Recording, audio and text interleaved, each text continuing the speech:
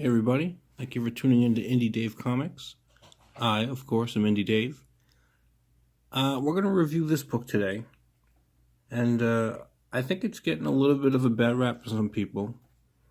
One of the best parts of this community is that everybody can have different opinions. Everybody likes different stuff, and that's totally cool. We're reviewing this book. I'm going to review this book. I'm going to start by telling you what this book isn't. This is not a reboot of the original Kick-Ass. This is not a sequel to the original Kick-Ass.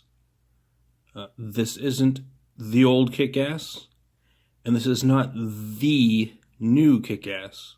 What this is essentially another Kick-Ass. It is somebody who exists in the same universe. I would almost, if you want to think of it as anything, almost as a franchise of the old one, although that isn't also really accurate. We get a completely new character, we get a completely new location, and completely different motivations. Now, this is the first comic I've read by Mark Millar. I'm familiar with his work. I know about the original Kick-Ass, the basic premise. I've seen the movies. I'm going to tell you, I enjoyed this comic. I'm probably coming at it, looking at it from a different lens, since I didn't read the original Kick-Ass. Again, I was familiar with that premise, and it's not this premise at all. The comic explains, about in the middle, why she chose the costume. She's wearing the Kick-Ass costume to kind of throw off the scent, to make it seem like she's some comic book obsessed kid who, is playing superhero. So in that sense, it's kind of explained away as a sort of camouflage. She's not roaming the streets because she wants to be a superhero.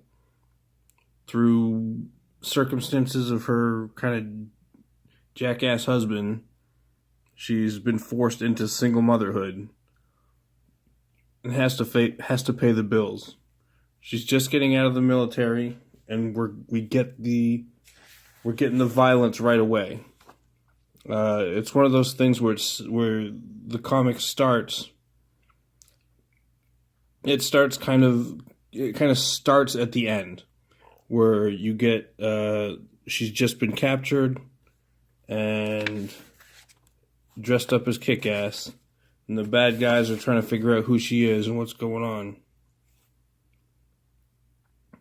Then immediately we get the flashback to how she got there. Ex-military, she was kind of a badass, and we get that violence right away. They show her in a similar scene where her buddy was captured by some Afghan terrorists, and they go through this whole thing, and it's there's a pretty good action scene. The guys are trying to get into the building after they've killed all the terrorists that just attacked them. There's a lot of shooting and beating people up. It's some good action stuff. There's nothing wrong with having a badass female character. I don't think that's SJW at all. I don't think this book was SJW. Let's see. We'll skip a few pages. Basically, they complete the mission. She comes from a group of badasses in the military. She comes home, and her jackass husband has left her for someone else. And now she has, instead of going to college like she was going to, she has to, stay home with the kids and figure out a way to pay the bills. And she's got, it looks like 3 kids, two or three kids she's got to take care of. The art's by John Romita Jr., so it's good stuff. It's very well drawn. The colors are very cool. I think some of the SJW stuff comes in. There's some little quip about Trump. It's one little thing. And then right next to it is another little thing where it talks about politicians ignoring flyover country. It's not about, it's not really SJW. If anything, it's anti-politician. It doesn't mention Trump by name. It mentions, why we elected an orange crazy billionaire.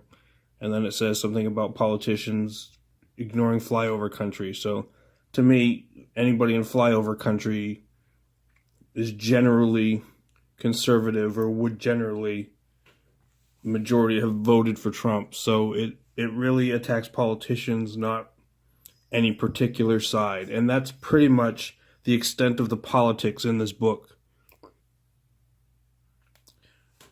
So I guess her brother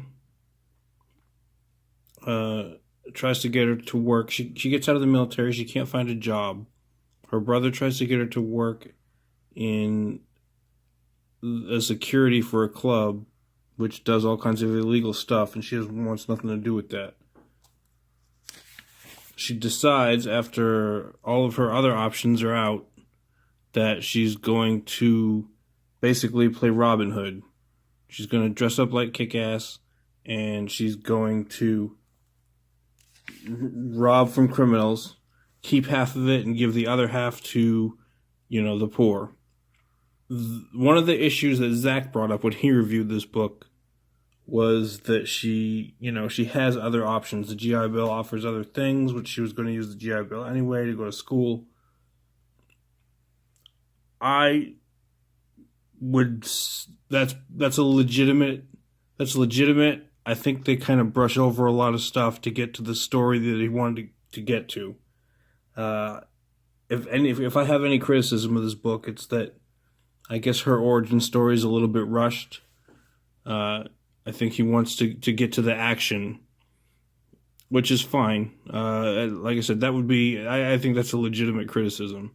I think it's probably I would have extended the origin a little bit more to make her seem more desperate, because it does seem a little bit rushed and forced.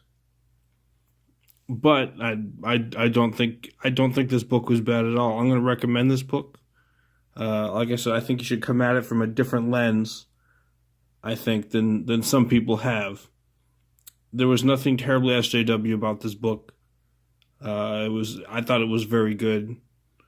The art's good. I like the story. I like Mark Millar in general. I read Hit Girl as well after I read this book, and I'll do a review of that one next. And that one was actually very good as well. But the basic premise of this book, I think it works very well. Again, don't come at it with the idea that it is a new Kick-Ass. She is another Kick-Ass. She has her own motivations. She has a completely different story. She's coming at it for a completely different reason. And she's wearing the outfit for a different reason. And I think the way they explain it makes perfect sense. So you get good action. She's a badass character. There's nothing wrong with that. So generally, if you see the book, I have no problems. I have no problems recommending this book at all. Go ahead, pick it up and enjoy it. I'll be following this series, and that's all I got to say about it.